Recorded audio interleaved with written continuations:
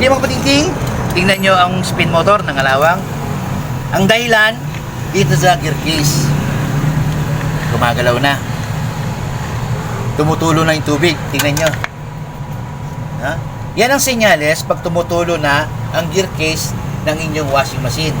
Nadadamay ang spin motor. Kaya po nasisira ang inyong spin motor kasi nababasa po siya.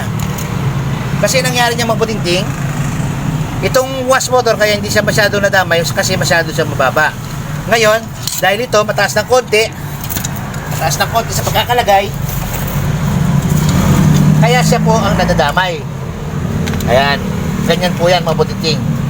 Pag umikot to, yung pulley nito umikot, tatalsik, siya po ang unang tatamaan. Ito hindi po siya itong tatamaan kasi nasa ilalim siya. Kaya inyong mga washing machine mga butiting, ang sinyalis po nito kaya pag nasira na siya, simula, malakas siyang umikot.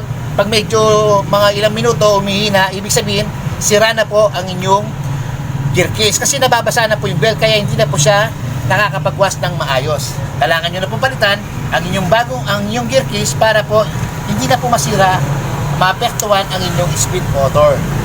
Okay mga kapatid, salamat po sa panonood po ninyo. God bless po sa ating lahat.